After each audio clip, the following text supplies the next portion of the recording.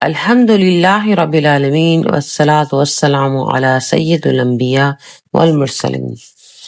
میرے پیارے بھائیوں اور بہنوں، آج ہم ایک ایسے عمل کی بات کریں گے جو بہت آسان بھی ہے اور بہت عظیم بھی۔ وہ ہے درود شریف۔ درود پاک وہ عمل ہے جسے خود اللہ تعالیٰ اور اس کے فرشتے بھی کرتے ہیں۔ قرآن پاک میں اللہ تعالیٰ فرماتا ہے، بے شک اللہ اور اس کے رسول نبی صلی اللہ علیہ وآلہ وسلم پر درود بھیجتے ہیں۔ اے ایمان والو، تم بھی ان پر درود و سلام بھیجو۔ سوچئے اس عمل کو اللہ خود کر رہا ہو، اس کی کتنی بڑی فضیلت ہوگی۔ نبی کریم صلی اللہ علیہ وآلہ وسلم نے فرمایا، جو شخص مجھ پر ایک مرتبہ درود بھیجتا ہے، اللہ تعالیٰ اس پر 10 رحمتیں نازل فرماتا ہے۔ میرے عزیزو، ہم دنیا کی پریشانیوں میں گھر کر سکون تلاش کرتے ہیں، مگر سکون کا خزانہ تو درود پاک میں ہے۔ جب دل پریشان ہو، جب مسائل زیادہ ہوں، جب راستہ سمجھ نہ آئے، تو کثرت سے درود پاک پڑھیں۔ درود شریف پڑھنے سے دل کو سکون ملتا ہے، گناہ معاف ہوتے ہیں، درجات بلند ہوتے ہیں اور دعائیں جلد قبول ہوتی ہیں۔ یاد رکھیے، قیامت کے دن سب سے زیادہ قریب وہی ہوگا جو دنیا میں سب سے زیادہ درود پاک پڑھتا تھا۔ میرے دوستو، درود پاک پڑھنے سے خوش قسمتوں کے علم میں اضافہ ہوتا ہے، انسان کا دماغ تر و تازہ ہوتا ہے، قدرتی طور پر سکون نازل ہوتا ہے، علماء و طلباء کے لیے علمی مسائل حل ہوتے ہیں، آسان ہو جاتے ہیں۔ درود پاک پڑھنے سے گم شدہ چیزیں واپس آ جاتی ہیں، درود پاک پڑھنے سے گم راستہ مل جاتا ہے، درود پاک پڑھنے سے خوش نصیبوں کو حضور صلی اللہ علیہ وآلہ وسلم کی زیارت نصیب ہو جاتی ہے۔ ہاں، درود پاک پڑھنے سے رزق میں برکت بھی ہوتی ہے۔ میری بہنوں اور بھائیوں، جو رزق اللہ تعالی نصیب کرے گا اسے کہتے ہیں رزق۔ آپ کہیں گے شاید مال اور دولت ہوتی ہے، پاؤنڈ، ڈالر، روپے، پیسے، یہ سب رزق ہوں گے۔ نہیں، جس طرح کھانا پینا سب رزق ہے، یعنی اللہ تعالیٰ کی عطائیں بڑھتی ہیں، یعنی کہ جو اللہ تبارک تعالیٰ آپ کو دے گا وہ زیادہ سے زیادہ دے گا، انہیں ہم کہتے ہیں رزق۔ کلمے کے ساتھ موت نصیب ہوتی ہے درود پاک پڑھنے سے۔ درود پاک پڑھنے سے موت کی سکرات، موت کی تکلیف آسان ہو جاتی ہے۔ درود پاک پڑھنے سے قبر کے سوال و جواب آسان ہو جاتے ہیں، قبر کی تنگی دور ہو جاتی ہے، قیامت میں حضور اکرم صلی اللہ علیہ وآلہ وسلم کی شفاعت نصیب ہوگی، حوض کوثر نصیب ہوگا۔ ذہن میں رہیں، یہ ساری برکتیں درود پاک پڑھنے سے ملتی ہیں۔ آئیے آج میں آپ کو ایک ایسا واقعہ بیان کرنی ہوں جو آپ کے ایمان کو تازہ کرے گا۔ ایک بزرگ تھا جس کا نام ابراہیم نامی، وہ ایک دواخانے کے میں تشریف لے گیا۔ اس کو بہت شدید کھانسی اور سانس کی تنگی اور گلا خراب ہے، کمر ٹانگوں میں بے پناہ درد ہے۔ اس بزرگ نے کہا کہ میں چند دنوں بعد عمرے پر جا رہا ہوں، آپ مجھے کوئی ایسی دوا دیں کہ میں صحیح ہو جاؤں، تاکہ عمرے کے جو ارکان ہیں میں انہیں صحیح طور پر ادا کرنے کے قابل ہو جاؤں۔ اس دواخانے کے آدمی نے انہیں خوب تسلی دی اور اسے مختلف دوائیں دی اور کثرت سے درود شریف پڑھنے کے لیے عرض کی۔ فرمانے لگا، درود شریف کی برکات کے میں نے جو اپنی زندگی میں مشاہدات دیکھے وہ میں عمرے سے واپسی پر بتاؤں گا۔ ابھی طبیعت شدید خراب ہے اور دوا کی قیمت پوچھی تو بندے نے آ کر کہا، یہ آپ کو ہدیہ ہے، بس آپ تاجدار ختم نبوت کے روزے رسول صلی اللہ علیہ وآلہ وسلم پر میری طرف سے سلام عرض کرنا اور میرے لیے اور میرے بچوں کے لیے دعا کرنا۔ یہ بزرگ دعائیں دیتے ہوئے رخصت ہوئے۔ بندے نے بڑی شدت سے ان کی واپسی کا انتظار کیا۔ خدا کر کے ایک دن انتظار کی گھڑیاں ختم ہوئی، وہ تشریف لائے، آب زمزم اور کھجور کا نایاب ہدیہ لے کر آئے۔ ان سے دیار حبیب صلی اللہ علیہ وآلہ وسلم کے پرخیف منظر کا پوچھا تو انہوں نے محبت کی ایک عجیب انداز پر نم آنکھوں سے وہاں کی جو باتیں بتائیں، قلم میں وہ طاقت کہاں جو لکھ سکیں۔ فرمانے لگے غار سور جانے کا دل تو چاہا تو دوست کہنے لگے بابا آپ کمزور ہیں، بس یہیں نیچے سے زیارت کر لیں، آپ اوپر نہیں جا سکیں گے، گر جائیں گے۔ میں نے کہا نہیں، میں اتنے دور سے آیا ہوں، پھر خدا جانے آنا نصیب ہوگا کہ نہیں، میں ضرور جاؤں گا۔ پھر دعائیں کی، یا اللہ میں کمزور تھا، بے کس و بے زر تھا، آپ بھی مجھے لے کر آئے ہیں، اب آپ بھی مجھے غار سور پر پہنچائیں۔ پھر رک رک کر چڑھنا، چڑھ چڑھ کے رکنا۔ جب میں غار سور پہنچ گیا تو اتنی خوشی ہوئی جیسے ساری کائنات مل گئی۔ پھر وہ تصور کی عجیب و غریب دنیا، میرے آقا، میرے سردار، میرے محسن بلکہ محسن کائنات صلی اللہ علیہ وآلہ وسلم یہاں بیٹھے ہوں گے، یہاں پر سجدے کیے ہوں گے یا آرام کرتے ہوں گے۔ اللہ اکبر۔ ان بزرگوں کا خلوص اور سادگی، وہاں کے سفر کی باتیں کرنا اور سننا، کائنات کی کسی داستان میں وہ مزہ نہیں جو آپ خاتم النبی صلی اللہ علیہ وآلہ وسلم کے گلی کوچے کے تذکرے میں ہیں۔ کئی دنوں تک یہ بزرگ آتے رہے، وہاں مدینہ منورہ کی باتیں مزے مزے لے کر سناتے ہیں۔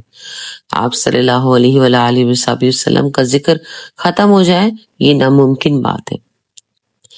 ایک دن میں نے موقع پا کر ان کو اپنا وعدہ یاد دلایا کہ درود شریف کی مشاہدات جو انہوں نے دیکھے ہیں ہمیں بیان فرمائے۔ فرمانے لگے بندہ ابھی 5 یا 6 سال کا تھا، والدہ صاحبہ انتقال فرما گئی۔ ہم ہندوستان کے صوبہ بہار میں رہتے تھے۔ میری والدہ کی وفات کے بعد میرے والد صاحب نے دوسری شادی کر لی۔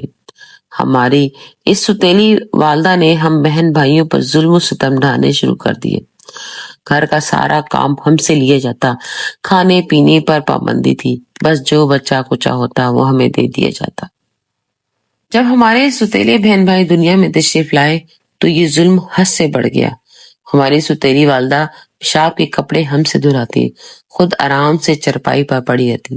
ہمارے والد صاحب نے ہم پر کوئی خاص توجہ نہیں دی، وہ امی سے ڈرتے تھے۔ کبھی کبھار جب امی اپنے والدین کے گھر گئی ہوتی تو ابا جان ہمیں پیار بھی کرتے اور جیب خرچ بھی دیتے تھے۔ وہ دن ہمارے لیے عید کے دن ہوتے اور ہم سب بہن بھائی دعا کرتے کہ اللہ امی وہیں رہے، اپنے والدین کے گھر ہی رہے، ہمارے گھر نہ آئے۔ جیسے تیسے کر کے ہماری زندگی کے دن انہی حالات پر گزر رہے تھے۔ ایک دن امی نے میری چھوٹی بہن کو مارنا شروع کیا۔ میں نے اس پر ابا سے شکایت کر دی، اس کا میری والدہ نے ہمارے والد کے گھر سے باہر جاتے ہی ہم سے یوں بدلہ لیا کہ ہم سب بہن بھائیوں کی خوب پٹائی کی، جس سے دل برداشتہ ہو کر میں گھر سے بھاگ گیا۔ اس وقت میری عمر 9-10 سال کی تھی۔ گھر سے بھاگ کر میں ریلوے اسٹیشن آیا اور ایک ٹرین میں بیٹھ گیا۔ کئی گھنٹے کا سفر کر کے ایک اسٹیشن میں اتر گیا۔ چند روپے میرے پاس تھے، بھوک لگتی اس سے کچھ کھا لیتا۔ سارا دن آوارہ گردی کرتا اور رات کو ریلوے کے مسافر خانے میں آ کر سو جاتا۔ چند دن میں میرے پاس پیسے ختم ہو گئے تو بڑی پریشانی ہوئی۔ مسافر جو کھانا بچا ہوا ڈال جاتے میں خاموشی سے اسے اٹھا کر کھا لیتا۔ ایک دن بڑی شدید بھوک لگی ہوئی تھی، سارا پلیٹ فارم چھان مارا، کہیں سے سوکھی روٹی کا ٹکڑا بھی نہیں ملا۔ وہیں بیٹھا بھوکا رو رہا تھا اور آج بڑی شدت سے امی بھی یاد آ رہی تھی اور ہمیں وہ بے سہارا چھوڑ کر چلی گئی۔ بہن بھائی بھی یاد آ رہے تھے کہ خدا جانے ستیلی ماں ان کے ساتھ کیا سلوک کرتی ہوگی۔ اے کاش مجھے اتنی دولت مل جائے میں انہیں الگ مکان لے کر اپنے پاس رکھوں۔ ان کا بھائی تو ہوں ہی، ماں بن کر ان کے ساتھ اتنا پیار کروں کہ یہ اپنے سب دکھ درد بھول جائیں۔ خوب جی بھر کر انہیں نئے نئے کھانے کھلاؤں، اچھے اچھے کپڑے پہناؤں۔ پھر میں تصور میں یہ سب کچھ دیکھتے ہوئے انہیں خوش و خرم دیکھتا رہا۔ لیکن دولت کیسے ملتی ہے، یہاں تو سوکھی روٹی نہیں مل رہی تھی۔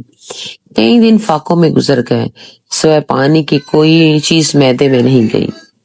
ایک معجزہ ہو گیا۔ 2 درویش بزرگ مسافر خانے میں آ کر بیٹھے اور بیٹھ کر تھیلے میں سے کھانا نکال کر کھانے لگے۔ میں سامنے ہی بینچ پہ لیٹا ہوا تھا۔ کھانے کو دیکھ کر میری بھوک مزید تیز ہو گئی اور میں اٹھ کر بیٹھ گیا اور کھانے کی طرف دیکھنے لگا۔ میرا دل چاہ رہا تھا کہ میں ان سے کھانا چھین کر بھاگ جاؤں اور کہیں بیٹھ کر خوب پیٹ بھر کر کھاؤں۔ لیکن ایک تو کئی دن کے فقر کی وجہ سے جسم میں طاقت نہیں تھی، دوسرا وہ دو تھے اور میں ایک۔ میں بڑی ہی بے بسی سے ان کو کھاتے ہوئے دیکھنے لگا کہ اچانک ایک بوڑھے کی مجھ پر نظر پڑی۔ وہ مجھے غور سے دیکھا، وہ اشارے سے مجھے کہا آؤ کھانا کھاؤ۔ میں جیسے اشارے کا منتظر تھا اور پتہ نہیں اس وقت میرے جسم میں کیسے اتنی طاقت آ گئی کہ بڑی تیزی سے آگے بڑھا اور فوراً ہی ان کے ساتھ جلدی جلدی کھانا شروع کر دیا۔ مجھے اس طرح سے کھاتے ہوئے دیکھ کر آپس میں کہنے لگے لگتا ہے بچہ کئی دنوں سے بھوکا ہے، ہم پھر کھا لیں گے، اسے کھانے دو۔ میں نے جلد ہی وہ سارا کھانا ختم کر دیا۔ انہوں نے کڑوی سے پانی نکال کر مجھے پلایا۔ میں کھا پی کر کھڑے ہونے لگا تو انہوں نے کہا بیٹھے کھانا کھا کر اللہ کا شکر ادا کرتے ہیں۔ ہم یہ نہیں کہتے کہ ہمارا شکر ادا کرو، کیونکہ رزق جس کے نام ہے اسی کو ملے گا، لیکن بیٹا جس مالک نے ہمیں کھانا کھلایا اس کا شکر ادا کریں۔ میں ان کے پیار بھرے لفظ سن کر شرمندگی اور ندامت سے رونے لگا۔ انہوں نے میرے سر پر ہاتھ رکھا اور تسلی دی، مجھ سے پوچھا کہ تم کون ہو، والد کیا کرتے ہیں، یہاں کیا کر رہے ہو، وغیرہ وغیرہ۔ میں نے ان سے محبت و شفقت سے متاثر ہو کر ان کو اپنی ساری داستان سنائی۔ جیسے سنتے سنتے میں نے دیکھا کہ ان کی آنکھوں میں بھی آنسو آ گئے۔ وہ میری داستان غم سننے کے بعد آپس میں کسی ایسی زبان میں باتیں کرنے لگے جسے میں نہیں جانتا تھا۔ کچھ دیر بعد ان میں سے جو زیادہ بزرگ تھا وہ مجھے کہنے لگا بیٹا آپ کے سب مسائل حل ہو جائیں گے، لیکن ہماری ایک شرط ہے، اگر آپ اسے پورا کریں گے تو ہم آپ کی ہر ممکن مدد کریں گے۔ میں نے فوراً کہا کہ مجھے آپ کی ہر شرط قبول ہے، چاہے کیسی بھی ہو۔ اس نے کہا بیٹا پہلی شرط تو یہ کہ آپ پابندی سے نماز پڑھیں گے اور کثرت سے درود شریف پڑھا کریں گے۔ میں نے کہا نہ مجھے نماز آتی ہے نہ درود پاک، کسی نے سکھایا ہی نہیں، والد کو ہم سے کوئی خاص دلچسپی نہیں تھی، دوسرا وہ خود بھی کبھی نماز نہیں پڑھتے تھے، میری ستیلی ماں کو ہم سے سوائے گھر کے کام لینے کے کچھ آتا ہی نہیں تھا۔ چند لمحے وہ خاموش رہے، پھر انہوں نے آپس میں کوئی مشورہ کیا اور کہا بیٹا ٹھیک ہے، ہم آپ کو اسی پلیٹ فارم پہ ایک ہوٹل میں ملازم رکھوا دیتے ہیں، آپ کو کھانا پینا بھی ملے گا اور رہائش بھی۔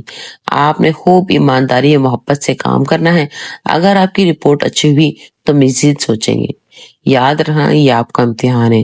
کام سے فارغ ہونے کے بعد مسجد کے مولوی صاحب سے نماز سیکھیں، قرآن پاک پڑھیں اور سب سے پہلے درود پاک سیکھیں۔ بیٹا کیا آپ کو صلی اللہ علیہ وآلہ وسلم بھی نہیں پڑھنا آتا؟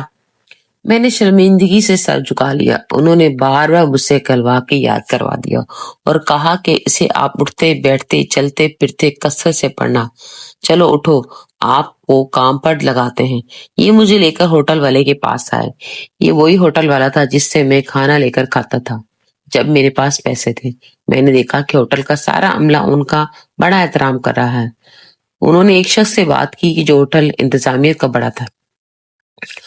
انہوں نے میری طرف سے دیکھتے ہوئے کہا، گردن ہلائی۔ جس طرح میں اس ہوٹل میں پر ملازم ہو گیا، اپنے محسن کی ہدایت اور درود پاک کثرت سے پڑھتا، نماز سیکھ کر نماز پڑھنا شروع کر دی۔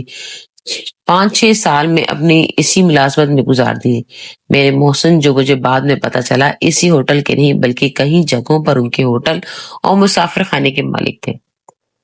یہ اکثر باہر رہتے تھے، سال میں 1-2 چکر لگانے آتے تھے تو مجھے ملتے، میری کارگزاری سنتے اور بڑی محبت سے پیش آتے۔ ایک بار آئے تو کہنے لگے بیٹا مجھے آپ سے کام ہے، کرو گے؟ میں نے عرض کی آپ میرے محسن ہیں، جو حکم کریں گے میں حاضر ہوں۔ کہنے لگے بیٹا میری ایک یتیم بھتیجی ہے جس کے ساتھ ہم نے مل کر کھانا کھایا تھا، وہ میرے چھوٹے بھائی ہیں، ان کی بیٹی ہے، آپ ماشاءاللہ جوان ہو گئے ہیں، میں چاہتا ہوں کہ آپ کی شادی ان سے کر دوں، جیسے آپ کی رضا ہو۔ میں نے کہا ٹھیک ہے، جیسے آپ کی خوشی، میں حاضر ہوں۔ بہرحال انہوں نے سادگی مگر بڑے پروقار طریقے سے میرا نکاح پڑھوایا۔ نکاح کے دنوں میں مجھے اپنے بہن بھائی بڑے یاد آئے۔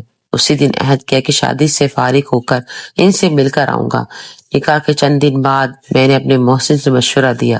انہوں نے کہا بیٹا ضرور جاؤ، لیکن اکیلے جانا، بیوی کو ساتھ لے کر جانا مناسب نہیں، پہلے خود جاؤ اور وہاں اپنی ستیلی ماں سے لڑائی نہیں کرنا بلکہ ان سے جا کر معافی مانگنا، ان کے لیے ان کے بچوں کے لیے اعلیٰ قسم کی ہدیہ لے کے جانا، اپنے سگے بہن بھائیوں کے لیے کچھ کم درجے کی ہدیہ لیتے جانا۔ اور ہدیہ دیتے وقت سنت کی ادائیگی کی نیت کرنا، سارے راستے درشی پڑھتے ہوئے جانا۔ بیٹا آپ جو میری ترقی دیکھ رہے ہیں یہ سب درود پاک کی برکت ہے۔ میرے محسن بہت نیک اور خدا درس انسان تھے، میں نے ان کی ہدایت پر عمل کیا اور درود پاک پڑھتا ہوا ٹرین کے ذریعے اپنے گھر کی طرف روانہ ہوا۔ جیسے جیسے میرا گھر قریب آ رہا تھا میری عجیب کیفیت ہو رہی تھی، دل بری طرح دھڑک رہا تھا، نظروں میں بہن بھائیوں کے چہرے گھوم رہے تھے، ستیلی ماں کا سلوک نظروں کے سامنے آتا۔ عجیب کشمکش کی کیفیت میں گھر پر پہنچا، دروازہ کھٹکایا، چھوٹے بھائی نے دروازہ کھولا، پوچھا کون؟ میں یہ کہہ کر کہ تیرا بھائی ابراہیم، وہ گلے سے لگ کر خوشی سے دھاڑے مار مار کر رونے لگا۔ اتنے میں سب بہن بھائی اکٹھے ہو گئے، باری باری سب سے ملا۔ ستیلی ماں جو یہ منظر بڑی حیرت سے کھڑی دیکھ رہی تھی، انہوں نے میرے سر پر ہاتھ رکھا اور یہ کہہ کر کہ گلی میں ہی ملتے رہو گے، آؤ سب اندر آ جاؤ۔ خوشی کے وہ لمحے میں کیسے لفظوں میں بیان کروں۔ میں نے کچھ دیر بعد سامان نکالا، سب سے پہلے ستیلی ماں کا سامان انہیں دیا، اس کے بعد ان کے بچے یعنی اپنے ستیلے بہن بھائیوں کا۔ میں نے دیکھا خوشی سے میری ماں کے آنکھوں میں آنسو آ گئے۔ اس کے بعد میں نے اپنی بہن بھائیوں اور بھائی کو تحفے دیے۔ کئی دن انہیں اپنے داستان سنانے میں گزر گئے۔ تقریباً 2 ماہ بعد میں نے واپسی کا پروگرام بنایا تو سب اداس ہو گئے۔ میرے بہن بھائیوں نے الگ سے مجھے بتایا کہ آپ جیسے حالات چھوڑ کر گئے تھے ویسے ہی ہیں، بلکہ اماں پہلے سے زیادہ ظلم کرتی ہیں۔ اب جب سے آپ آئے ان کا رویہ بدلا ہے، بلکہ پتہ ہی نہیں چلتا کہ وہی ستیلی ماں ہے، یہ حقیقی ماں ہے۔ آپ چلے گئے تو پھر ہمارا وہی حال ہوگا، اور آپ ابا سے بھی نہیں ملے جو دوسرے شہر کا کام کے سلسلے میں باہر گئے ہیں۔ میں نے انہیں تسلی دی کہ اب ایسا نہیں ہوگا، میں اب آپ لوگوں کو ایک ایسا نسخہ دیتا ہوں کہ جس کے استعمال سے سب معاملے سدھر جائیں گے۔ اور اپنے محسن کا بتایا ہوا درود شریف انہیں بتایا اور کہا کہ آج آپ کا بھائی جس مقام پر ہے وہ اس درود پاک کی برکت ہے۔ انہیں تسلی دی کہ میں بھی آتا جاتا رہوں گا۔ بہرحال انہیں خوب تسلیاں دے کر واپس ہوا۔ اسی دوران حالات ایسا پلٹا کھایا کہ ملک تقسیم ہو گیا۔ میرے محسن رسول نے جلدی میں اپنا کاروبار سمیٹا اور پاکستان جانے کی تیاریاں شروع کر دی کہ ہلا پڑ گیا کہ سکھوں اور ہندوؤں نے انہیں شہید کر دیا۔ ایسی افراتفری مچی، جس کا جس طرح منہ ہوا اسی طرف چل پڑا۔ میں اپنی بیوی کو لے کر ایک قافلے کے ساتھ بخیریت عافیت پاکستان پہنچ گیا۔ یہاں آباد ہونے کی الگ داستان ہے۔